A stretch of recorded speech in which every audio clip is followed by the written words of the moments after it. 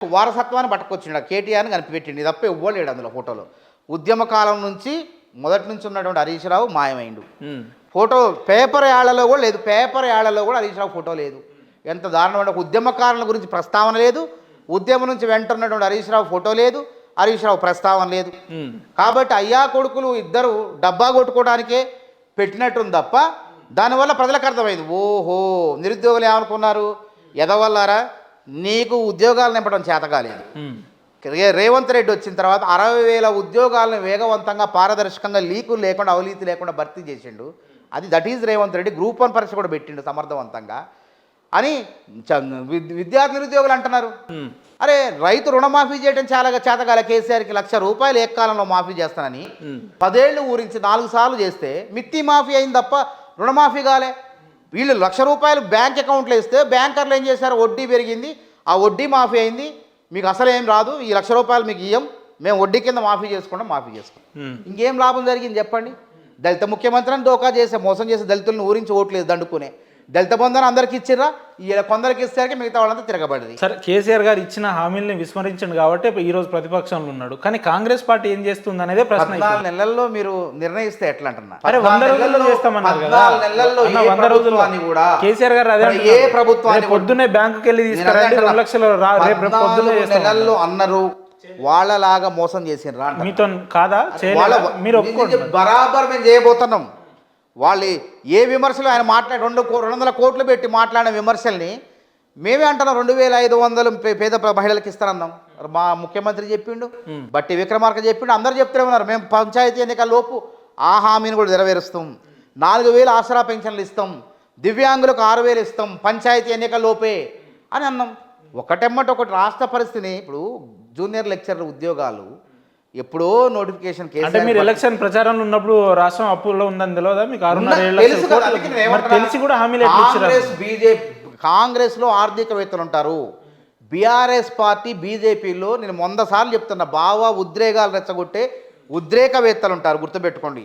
ఒక మన్మోహన్ సింగ్, ఒక పివి నరసింహరావు, రాజీవ్ గాంధీ, అదేవిధంగా రాష్ట్రంలో రోషయ్య గతంలో ఉమ్మడి రాష్ట్రంలో వీళ్ళు రాష్ట్ర ఆర్థిక పరిస్థితి చక్కబరిచేవాళ్ళు వీళ్ళంతా. అట్లనే ఇప్పుడు బట్టి విక్రమార్క వచ్చిండు. కేంద్రంలో మన్మోహన్ సింగ్ గారు చనిపోతే ఇప్పుడు ఎంతోమంది నిష్ణాతులు ఉన్నారు. అనవసరంగా ప్రజల పైసలను దుబారా చేయరు, రాష్ట్రాన్ని దేశాన్ని దివాలా తీయనిరు. ఇలా కేంద్రంలో భాగవతం చూద్దాం, ఆడంతే ఉంది కదా. 40 లక్షల కోట్లతో వాళ్ళ చేతుల్లో పెడితే మోడీ గారి చేతుల్లో ఇవాళ 200 లక్షల కోట్ల అప్పుల కుప్పైంది. ఆడంతే ఉంది, దొందే. రాష్ట్రాన్ని పాలించడం చేత కాదు, భావోద్వేగాలు.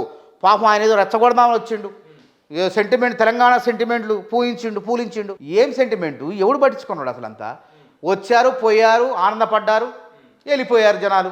ఇప్పుడు పార్లమెంట్ ఎన్నికల ముందు కూడా ఇంతకన్నా పెద్ద సభలు పెట్టినాం. ఇది మా అంటే 1,00,000 2 లక్షలు వచ్చారు అంతే. 10 లక్షలు ఇంతకన్నా ఎక్కువ పెట్టండి సభలు. ఓట్లు వేసిర్రా. 9 స్థానాల్లో పార్లమెంట్ లోక్సభ స్థానాల్లో డిపాజిట్లు రాలే బీఆర్ఎస్కి. 3 స్థానాల్లో 3వ స్థానంగా పడిపోయారు. ఇక ఆ పార్టీ కోలుకుంటుందా? ప్రజల ఒక ముద్ర ఉన్నది బీఆర్ఎస్ పార్టీ మీద. అవినీతి ముద్రని సర్ఫ్ ఎక్సెల్ పెట్టి కడిగిన, ఏరియల్ పెట్టి కడిగిన, చివరికి యాసిడ్ పోసినా ఆ మరక పోటలే. ఎందుకు కేసీఆర్ గారు గట్టిగా రాత్రి మాట్లాడు, ఈ రోజు వెళ్ళి రాత్రి డైరీలో రాసుకోండి వచ్చే 80,000 పుస్తకాలు చదివినట్టు ఉంది కథ అంతా. అది బెదిరింపులు, ఉడత ఊపులు మాట్లాడాయని. ఉడత ఊపుల మాటలకు, తాటాకి సప్పులకు పోలీసు విధులు చేయకుండా ఆగుతారా? పోలీసులు ఏ ప్రభుత్వం ఉన్నా వాళ్ళ విధులు వాళ్ళు చేస్తారు, శాంతి భద్రత కోసం. వాళ్ళ మీటింగ్ గుర్తుపెట్టుకోండి. ఖమ్మంలో రాహుల్ గాంధీ గారు వచ్చే సభ, పొంగులేటి జాయినింగ్ సభ జరుగుతుంటే నేను సత్తుపల్లిలో పనిచేసేటప్పుడు ప్రైవేటు బస్సులు, ఆర్టీసీ బస్సులు అడిగి తీయమన్నారు. తర్వాత ప్రైవేటు బస్సులు పోతే మీ ఆర్టీఏలతో వాళ్ళని బెదిరించారు, బ్రేక్ ఇన్స్పెక్టర్తో బెదిరించారు. స్కూల్ యాజమాన్య దగ్గర పోతే వాళ్ళు ఏమన్నారు, మీకు ఫైన్ వేస్తాం, మమ్మల్ని బెదిరించారని చెప్పారు. ఆటోలు కూడా రానికపోతే మేము పాదయాత్రగా ఒక 50-60 మంది మీరు రాని, మా కాళ్ళను కట్టేస్తారా? మా కాళ్ళను కట్టారు కదా, పోతానమని బయలుదేరినాం. సత్తుపల్లి నుంచి ఖమ్మం 80 కిలోమీటర్ల నడక బయలుదేరినాం. సాయంత్రం రాత్రి 7 మీటింగ్ కల్లా చేరుకున్నాం. అంత పట్టుదలతో కాళ్ళను వచ్చి అంతా వచ్చి నీరసం అయిపోయి అట్లా చేరుకుని జనం మొత్తం కదిలేరు అట్లా. కానీ ఈరోజు ఏమన్నా మీటింగ్కి ఆటంకం కలిగించిన ఆర్టీసీ బస్సులు ఇచ్చినాం. తర్వాత ప్రైవేటు వాహనాలు, స్కూల్ బస్సులు, అక్కడ ఏ మాత్రం ఇబ్బందులు కలగకుండా పటిష్టమైన భద్రతను ఏర్పాటు చేసినాం. దట్ ఈజ్ కాంగ్రెస్ ప్రభుత్వం. కాంగ్రెస్ ప్రభుత్వాలు నియంత్రితంగా ఉంటే ఇంకో పార్టీ పుట్టేదే కాదు, కేసీఆర్ అనేటువంటి ఉండేవాడే కాదు. ఆలోచన చేయండి. బీజేపీ పార్టీ కూడా ఉండేది కాదు, పుట్టేదే కాదు. కాబట్టి కాంగ్రెస్ ప్రభుత్వాల్లో నియంతృత్వం ఉండదు.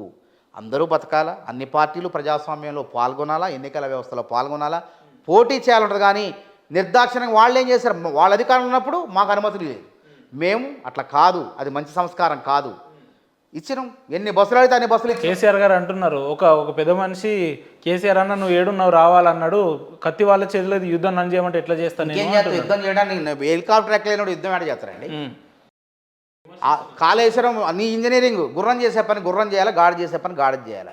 రాష్ట్రాన్ని నీ చేతిలో పెడితే అభివృద్ధి పదవులు అడుగుతాం అనుకుంటే ఇలా అప్పులు తీసుకుపోయినావు, ఫెయిల్ అయిపోయినావు, విఫలం అయిపోయినావు.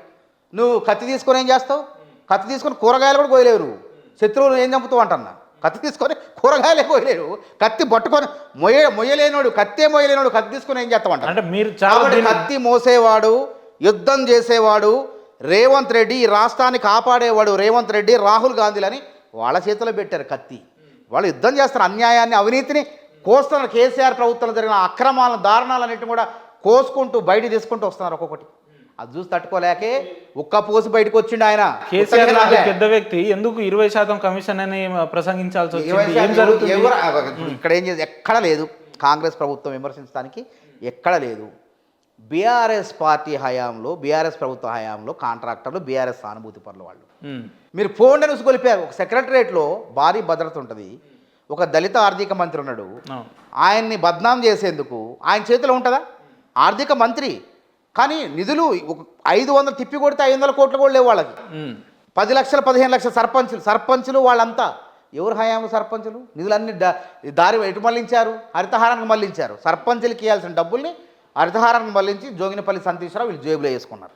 కాంగ్రెస్ ప్రభుత్వం అయినా కొంతమందికి ఇచ్చుకుంటూ ఓపిక పట్టండి ఇస్తామనంటే రాద్ధాంతం చేయాలని చెప్పి ఒక దళిత ఆర్థిక మంత్రి మీద ఆరోపణలు చేసి ఆడికి పోయి ధర్నాలు చేస్తే ఏమంటారు చూస్తే వాళ్ళ భాగవతం మొత్తం కూడా బీఆర్ఎస్ నాయకులే ఉన్నారు. అందులో రెచ్చగొట్టింది వాళ్ళే, పొమ్మందే వాళ్ళే. తెలవదా?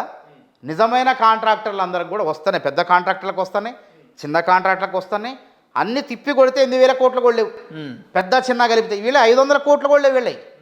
వీళ్ళు కావాలని చేశారు, కాంగ్రెస్ పార్టీని అప్రతిష్ట పాలు చేయాలి, రేవంత్ రెడ్డిని కాంగ్రెస్ ప్రభుత్వాన్ని అప్రతిష్ట పాలు చేయాలి. అంటే వాళ్ళ హయాంలో కమిషన్లు తీసుకొని వాళ్ళు చేశారు. వాళ్ళు కనీసం అక్కడ సెక్రటరీ దాకా కూడా రానిలేక వాళ్ళని అడగటానికి కూడా అవకాశం వీళ్ళు. ఎంతమంది ఆత్మహత్యలు చేసుకున్న సర్పంచులు.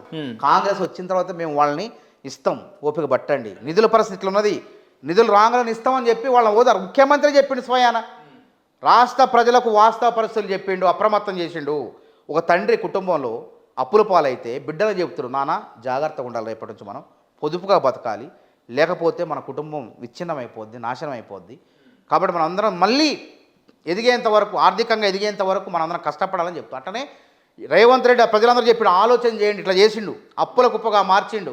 వచ్చిన డబ్బులన్నీ కూడా అప్పులకి వడ్డీలకి సరిపోతున్నాయి, ఏ ప్రాజెక్టు కూడా ఉపయోగపట్టలేదు. ఇలా కాళేశ్వరం లేకపోయినా 2,80,00,000 మెట్రిక్ టన్నుల ధాన్యం దిగుబడి.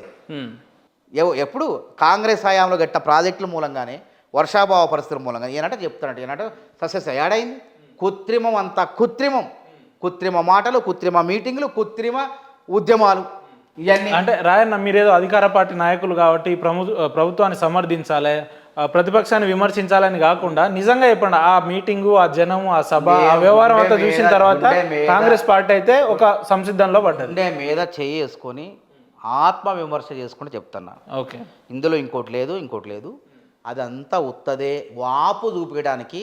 నేను చెప్పిన కదా, ధన ప్రదర్శన, డబ్బులు బాగున్నాయి కదా, ధనిక పార్టీ కదా, ధనిక పార్టీ కాబట్టి ధన ప్రదర్శన చూపించింది. ఆ ధన ప్రదర్శన ఉడత ఊపులకు, తాటాకు చప్పుడు, వాళ్ళకు ధన ప్రదర్శన చేయాలంటే ఎలక్షన్ టైంలో చేస్తారు కదా, ఇప్పుడు ఎందుకు చేస్తారు? కావాలని, మేము కూడా ఉన్నామని ఇంత అవినీతి చేసి సిగ్గుండాలి ఆ మీటింగ్ పెట్టడానికి. అసలు ఏం మాట, కాళేశ్వరంలో 1,00,000 కోట్లు జరిగితే మొత్తం సగం తిన్నారు అందులో. అదేవిధంగా విద్యుత్ కొనుగోలులో 3 రూపాయలు కొనాల్సిన కరెంటుని 8-9 రూపాయలు పెట్టుకున్నారు, జేబులో వేసుకున్నారు. ఫార్ములా 1 రేస్ ఏంటంటే, ఫార్ములా 1 రేసు ఎంత అవినీతి క్లియర్గా కనపడుతుంది. ఎన్నికల సమయం అధికారులు ఇంత అవినీతి చేస్తే వాళ్ళంతా బయట యథేచ్ఛగా తిరుగుతున్నారు, స్వేచ్ఛగా తిరుగుతున్నారు. రేవంత్ రెడ్డి మీరేదో కెమెరాల ముందు కావాలని వాళ్ళని విమర్శించడం కాకుండా నిజమైన పరిస్థితులను మాట్లాడతారని మిమ్మల్ని పిలిపించిన. నేను నిజమైన పరిస్థితులే మాట్లాడుతున్నా. ఆ మీటింగ్ వాపు, ధన ప్రదర్శన అని అంటాను, ఉత్త వాస్తవాలు అంట. అంటే మీరు ఇచ్చిన హామీలను డైవర్ట్ చేయడానికి వాళ్ళని ముందు పెడుతున్నారని వాళ్ళ వాదన. మేము ప్రజలకు మాకు అధికారం అప్పచెప్పారంటే నమ్మారు రేవంత్ రెడ్డిని, కాంగ్రెస్ ప్రభుత్వాన్ని, రాహుల్ గాంధీ. రేవంత్ రెడ్డిని నమ్మిరా? 100% రేవంత్ రెడ్డి ముఖ్యమంత్రి అవుతాడు అని చెప్తే ఆయనతో సీట్లు కూడా గెలవపోతుంది. రేవంత్ రెడ్డి కొట్లాడిండు కేసీఆర్ని. రేవంత్ రెడ్డి కాంగ్రెస్ నాయకత్వం సమిష్టి కొట్లాడింది. రేవంత్ రెడ్డి కష్టాన్ని ఇలా రేవంత్ రెడ్డి ముఖ్యమంత్రి అని చెప్పండి. రేవంత్ రెడ్డి కష్టాన్ని చూసి, మిగతా నాయకుల కష్టాన్ని చూసి కాంగ్రెస్ ప్రభుత్వం, రాహుల్ గాంధీ, మల్లికార్జున ఖర్గే, సోనియా గాంధీలు రేవంత్ రెడ్డి కష్టానికి తగ్గ ప్రతిఫలం నీవు ముఖ్యమంత్రి తీసుకో. బట్టి విక్రమార్క గారు మీరు ఆర్థిక మంత్రి తీసుకోండి. ఉత్తమ్ గారు మీ పదవులు పంపకం చేసింది కష్టాన్ని బట్టి చేసింది. వాళ్ళు ఆశీస్సులు అందించారు. రేవంత్ రెడ్డి ముఖ్యమంత్రి అండి, ప్రజలు కూడా దీవించారు. కాంగ్రెస్ పార్టీ చెప్పిన విధానాలు అదే అంటారు కదా. ఉన్నప్పుడు మొత్తం కూడా దోచుకున్నారు. దోచుకున్న తర్వాత ఇప్పుడు అధికారం కోల్పోయిన తర్వాత ఏం చేయాలో అర్థం కాక అబద్ధాలు ప్రచారం చేస్తున్నారు. మేమంటున్నాం, మేము నమ్ముతాం. ఏదో నిజం గడప దాటేలోపు అబద్ధం మొత్తం ప్రచారం ప్రపంచం మొత్తం చుట్టూ వచ్చింది అన్నట్టు అట్ట ప్రచారం కూడా చేసినా ఇప్పుడు నమ్మట్ల వాళ్ళు.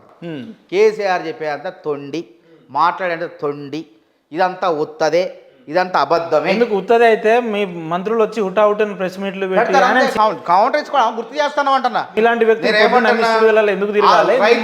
మాట్లాడాడు. రైతుల గురించి మాట్లాడే నైతిక అర్హత ఉందా? నేను అదే అంటున్నా. వరి వేస్తే ఉరి వేసినట్లంటే మా ఖమ్మం జిల్లాలో నాగార్జున సాగర్ ఆయకట్టు పరిధిలో 15 లక్షల ఎకరాలు పడావు పడ్డాయి, వేయలే. కానీ ఈయనేం చేసిండు? నాయకుడు అనేవాడు ఆదర్శంగా ఉండాలా? తన ఫామ్ హౌస్ 150 ఎకరాల్లో వరి పండించి అత్యధిక ధరలకు అమ్ముకోండు. అంటే నీకు ఒక న్యాయం, రైతుకు ఒక న్యాయమా? రైతు గురించి మాట్లాడవచ్చు అసలు? కాంగ్రెస్ పార్టీ ఇలా రైతు భరోసా ఇచ్చింది 54 లక్షల మంది ఖాతాలు. ఇంకేయబోతున్నాం. 24 ఇచ్చినామంటున్నారు. ఇప్పుడు ఇస్తూనే ఉన్నాం. మేము 24 గంటల కరెంట్ ఇస్తూనే ఉన్నాం. రైతు బంధు ఇచ్చి ఎకరాకి ఆదుకున్నాం. రైతు బంధు నేను చెప్పిన బీమా ఇచ్చినాం. రైతు బంధు దుబారా మేము రైతు భరోసా ఇచ్చినాం. వాళ్ళు ఇచ్చింది మొత్తం కలిపితే 60 లక్షల మంది కూడా లేరు. మేము ఇప్పటికే 54,74,000 మంది రైతులు ఖాతాలు వేసినాం. ఈ కొద్ది మందికి వేయబోతున్నాం. మేము వాస్తవాలు చెప్తే వేస్తాం, రేపు ఎల్లుండా వేస్తాం. 2 లక్షల రుణమాఫీ పూర్తి స్థాయిలో 100%, దాదాపు 98% అయింది. 2% ఎప్పుడు కూడా ఏ విద్యార్థి 98%. అది కూడా రైతుల యొక్క స్వయం కృతాపరాధం మూలంగానే వాళ్ళకు ఆ 2 లక్షలు. అంటే మానవతరాయ్ గారు అధికారం వచ్చిన తర్వాత వాక్చాతుర్యాన్ని బాగా పెంచింది కాదు ఉపేందర్, వాస్తవాలు మాట్లాడుతుంది మొదటి నుంచి కూడా. ఇప్పుడు ఉన్నది చెప్పుకుందాం. మేము అదే చెప్తున్నాం. మేము మహిళలకు 2,500 ఇస్తాం, ఇవ్వలేకపోయినా ఇస్తాం. దివ్యాంగులకు 6,000 ఇస్తాను, ఇస్తాం. రేపు మా పంచాయతీ ఎన్నికలకు ఇస్తాం అంటాం. అంతేగాని వాళ్ళకి ఎగ్గొట్టలే. రుణమాఫీ విషయంలో రైతులకు ఎంత ఎగ్గొట్టారు అసలు? మాకు వడ్డీ మాఫీ అయింది, అసలు మాకు ఉపయోగపడలేదు. మరి పరిస్థితి ఏంటంటే కనీసం సమాధానం చెప్పిన దాఖలాలు లేవు. కాబట్టి ఆ విధంగా కాంగ్రెస్ ప్రభుత్వాలు ఆ విధంగా ఉండవు, గుర్తుపెట్టుకోండి. కాబట్టి రేవంత్ రెడ్డి ఎన్నో విప్లవాలు. అట్లాగా 100 రోజుల్లో అన్ని హామీలు అమలు చేస్తామని ఎవరు మిమ్మల్ని అంతగా డిమాండ్ చేసి ఎందుకు ముఖ్యమంత్రి గారు 5 ఏళ్లలో మేము నిరూపించుకుంటామండి. 5 ఏళ్లలో అరే ఈ మాట ఎలక్షన్ లో చెప్పాలి. 100 రోజులు అన్నారు, రేపు పొద్దున్నే అన్నారు కాబట్టి వేసారు. వాళ్ళు కోమటిరెడ్డి గారు ఏమన్నారు? కేటీఆర్ ఇగో చూసుకో 4,000, రేపు పొద్దున్న ఇంకో వచ్చే నెలలు వేస్తున్నాం అన్నారు. ఇవాళ 15 నెలలు అయింది, ఎక్కడ దాన్ని ఊసేలేదు. బరాబర్ ఏసుడే ప్రజలకు. ఇంకెప్పుడు రేపు దిగినాకనా? రేపు దిగినాక 80% 10 ఏళ్ళు పక్కా. ఎట్లా చెప్తున్నారు? 10 ఏళ్ళు పక్కా. 10 నెలల నుంచే ప్రజలు తలకాయలు మొత్తుకుంటున్నారు అంటే మిమ్మల్ని 10 ఏళ్ళు ఎట్లా భరిస్తారు? నిరుద్యోగుల్లో భరోసా కల్పించిన, నమ్మకం కల్పించిన, పరీక్షలు పెడితే రాస్తే ఉద్యోగాలు వస్తాయి. మీరు భరోసా కల్పిస్తే ఆర్టీసీ క్రాస్ రోడ్ కాడ ధర్నాలు ఎందుకు జరుగుతాయి? ఉస్మాన్ యూనివర్సిటీలో ర్యాలీలు ఎందుకు జరుగుతున్నాయి? వాళ్ళు ధర్నాలు చేసినప్పుడు, సాహిత్యకంగా చేసినప్పుడు వాయిదా అంటే వాయిదా చేసినాం. పరీక్ష పెట్టి గ్రూప్ 1 పరీక్ష పెడితే అందులో ప్రిలిమ్స్ అర్హత సాధించిన ఆడా మగ కలిసి ఆడ కూర్చొని మెయిన్స్ గురించి మాట్లాడితే నవ్వు వస్తుంది. దాన్ని ఏమంటారు మరి? ఇప్పుడు రాజకీయ ఉచ్చులో పడిపోయి కనీసం వాళ్ళ గురించి అయినా మాట్లాడిండా కేసీఆర్? చెప్పు, వాళ్ళ గురించి అయినా మాట్లాడిండా? ఏది మాట్లాడలేదు. కాంగ్రెస్ ప్రభుత్వం ఆ ఇందిరా పార్క్లో ఎవడైతే ధర్నా చేస్తాడో సర్టిఫికేట్ వెరిఫికేషన్ జరుగుతుంది. గ్రూప్ 1 అధికారులుగా ఎంపికయ్యారు, ప్రతిభావంతులు సామాన్యులు ఎంపికయ్యారు.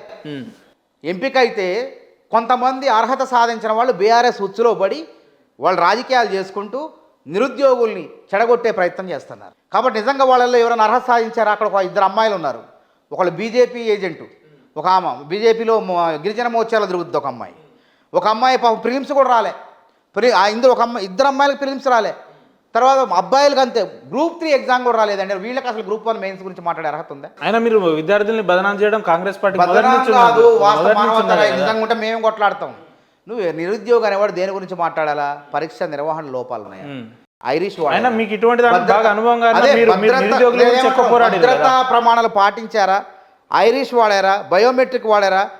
చూచిరాత రాశారా? కాపీలు కొట్టారా? లేకుంటే సీసీ కెమెరా పెట్టలేదా?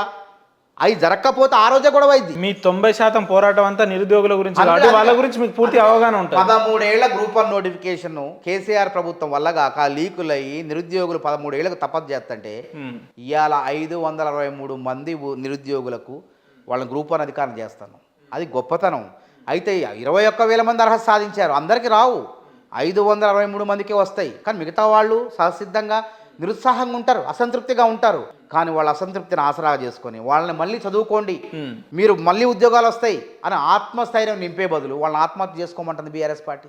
చచ్చితే ఆడ గోతికాడు నాకు కూర్చొని ఇది కాంగ్రెస్ పార్టీ తప్పు, కాంగ్రెస్ పార్టీ లెక్క కాంగ్రెస్ పార్టీ చేయబడి చచ్చిపోయాడని ధర్నాలు చేద్దాం అనుకుంటారు. కృత్రిమ ఉద్యమాలుగా పాల్పడుతున్నారంటున్నా. అవన్నీ కూడా కృత్రిమ ఉద్యమాలు. నిజమైనటువంటి ఉద్యమాలు ఎప్పుడూ విజయం సాధిస్తాయి.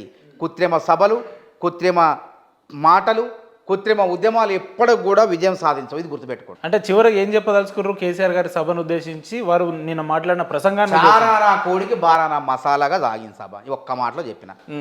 చారానా కోడికి బారానా మసాలా. విషయం తక్కువ, సోది ఎక్కువ, విషం జిమ్ముడు ఎక్కువ. విషయం తక్కువ, కాంగ్రెస్ పై విషం జిమ్మేది ఎక్కువ. మీరేమో విషం జిమ్మిరు అంటారు, నిజాలు మాట్లాడారని బీఆర్ఎస్ వాళ్ళు. ఏం నిజాలు అయ్యి? నిజాలు ఎట్లా? అన్ని అబద్ధాలు, పచ్చి అబద్ధాలు. నిజాలు ఎట్లయితే అసలు రైతులకు తెలంగాణ రైతులు కష్టాల్లో ఉంటే వీళ్ళకి ఆదుకోకుండా పంజాబ్ రైతులు ఆ ఉద్యమం లేడు పాడలేడు. రాహుల్ గాంధీ, ప్రియాంక గాంధీలు వాళ్ళు చచ్చిపోయారు పాపం. 600 మంది చచ్చిపోతే రాహుల్, ప్రియాంక గాంధీలు అండగున్నారు ఢిల్లీలో ధర్నా చేసేటప్పుడు. ఆ ఉద్యమంలో తొంగి చూడవా, నరేంద్ర మోడీ దగ్గర పొర్లు దండాలు పెడితివి. సభ విజయవంతమైన తర్వాత చెడ్డ పేరు వచ్చింది నాకు అని చెప్పి వాళ్ళ మచ్చగా చేసుకోవడం కోసం సొంత రైతులకు ఇవ్వచ్చు కదా, డబ్బు లేదు. ఒక్కొక్కడికి 6 లక్షలు ఇవ్వకుండా 600 మంది రైతుల ఖాతాల్లో వేసినావు. అత్త సొమ్ము అల్లుడు దానం చేసినావు. తెలంగాణ రైతులకు ఇవ్వకుండా ఆడేసినావు. మరి రైతులు నిన్ను మెచ్చుకున్నారా? అందుకే ఓడిచ్చింది అంటాను. అది అబద్ధాల సభ. అది అబద్ధాల సభ, జనసభ కాదు, అది ధనసభ, అబద్ధాల సభ. ఇక దాని గురించి ఇంతకన్నా ఎక్కువ మాట్లాడటం కూడా సమయం వృధా. రైట్ అన్న, థ్యాంక్ యూ అన్న, ఇంత విలువైన సమయాన్ని ఇచ్చారు. Thank you so much.